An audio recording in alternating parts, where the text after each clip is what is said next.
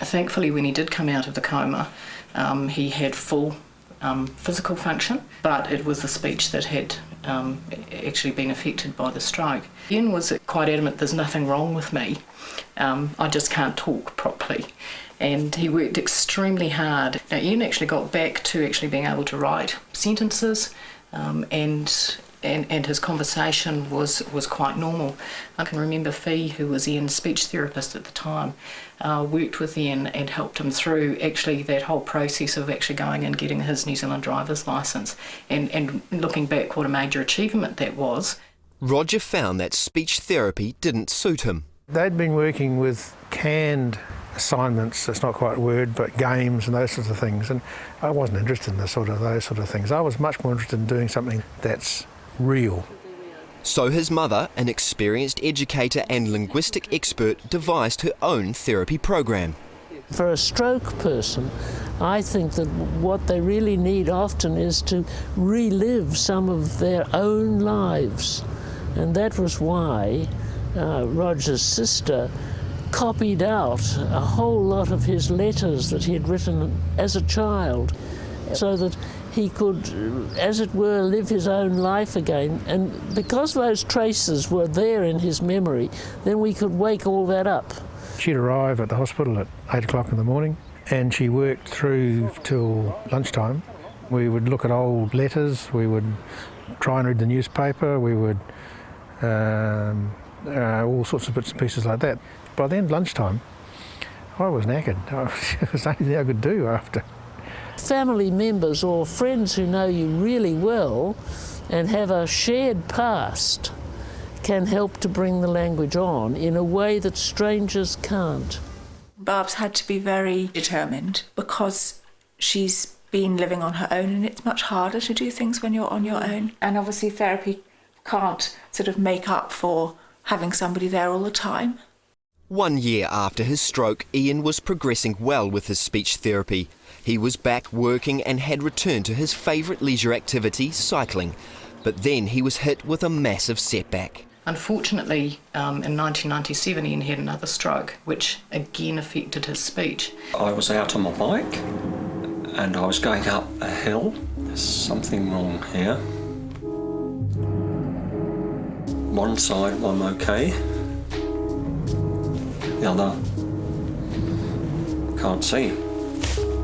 So I'm using all those gears. But Ian knew he was in a high gear, but because the gear changing's on the right side, it wasn't functioning to change into an easier gear. So, that's where he knew that there was, something's not working here. Roger was determined to get back to work as soon as possible. Because I'm a director of a company, and so I went to the meetings. So I could follow what was happening, but I wasn't actually able to participate very well. About 6 or 9 months after the stroke, I was making some sense, but not very well. One of the challenges I have with working is I really need to be able to do cold call telephone calls, and I can't talk and think and talk a new person all at the same time, and it's really, really difficult. It was 6 months after her stroke before Barbara could finally return home, and at first it was not easy for her. Ooh, I felt hot. Nervous. Nervous? Yes. Oh. Yeah. Now, good. It's very scary. All the familiarity and the things that you could depend on are gone. Lee and Rose. Yeah. Friend. Yeah. So Barbara's got some very good friends who are at the end of a phone, either a text or Barb can just pick up the phone and call them. I think if your aphasia is as severe as Barb's is, actually to manage without anybody there to help you would be almost impossible. And that's partly because the awareness of aphasia isn't very good in the community.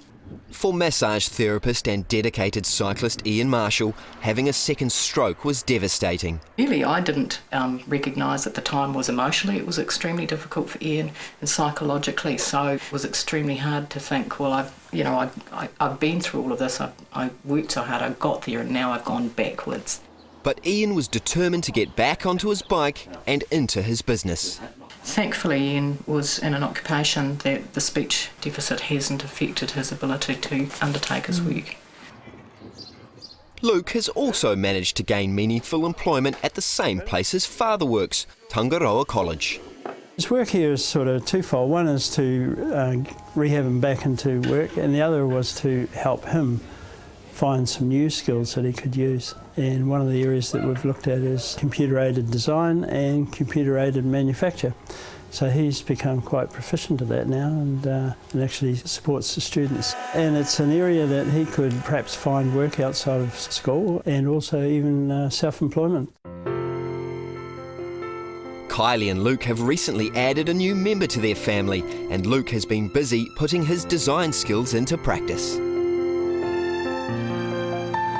Bookends and mobile.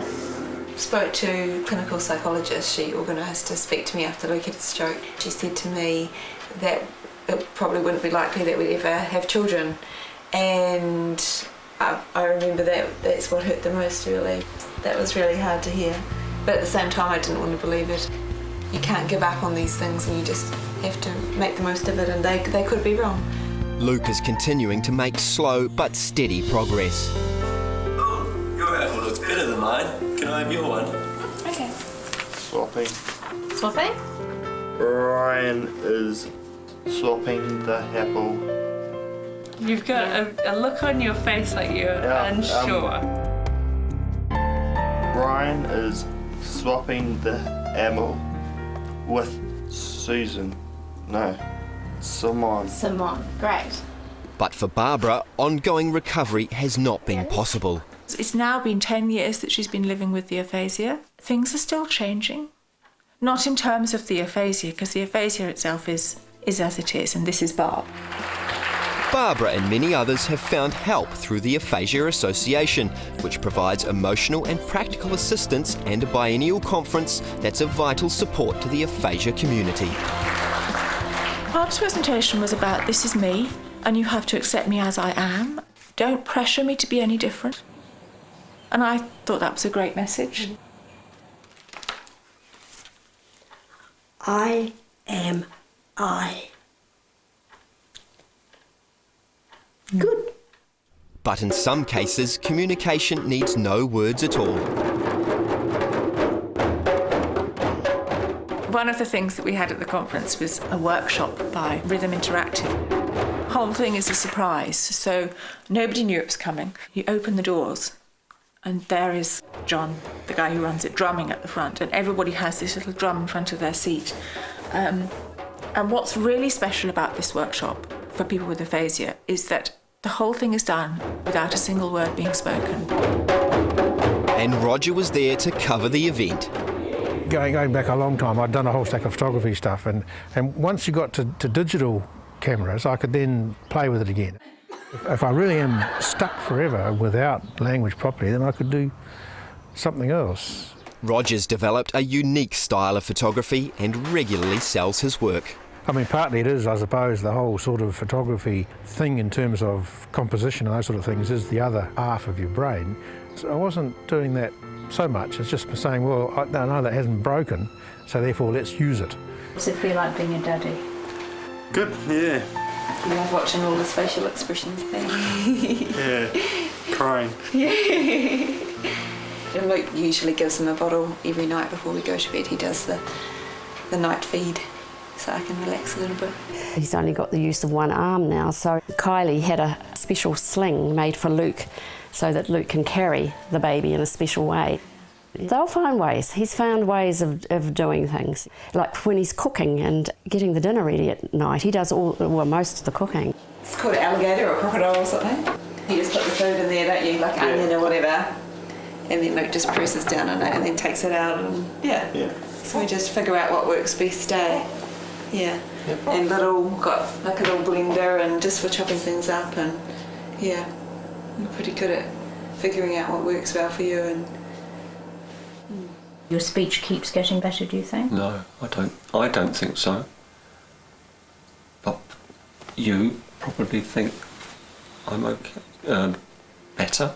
Ian can't see his own progress. Ian has often said, "Oh, that was a good word." You know, when he's... Sometimes, yes. I've actually got to the point now of actually not saying, rocking up first up and say, I've got this problem, but to actually start the whole thing. The person might say, well, this is a strange person, this one, but by that stage you've established some sort of relationship. And I think that there's lots of barriers that are out there in the community that are of our making, that the rest of us have a responsibility to break some of those down. Barb's become very good at actually being assertive about being included in things. And Barb will sit there sometimes and just listen to what's going on. But actually, if she feels strongly about something, she'll stop people, stick her hand up and say, excuse me, and make people wait. Yes. And that's fantastic. Because Why? Life. Yeah, you're part of life. Yes. He'll find ways of doing things, he just does. It's just amazing how that relationship developed, and good things can come out of pretty traumatic things, and this has been one of the most amazing stories really, because they've just developed and grown in their relationship and are strong, very strong, and I don't think I've ever seen a young couple that have got such great love for each other really.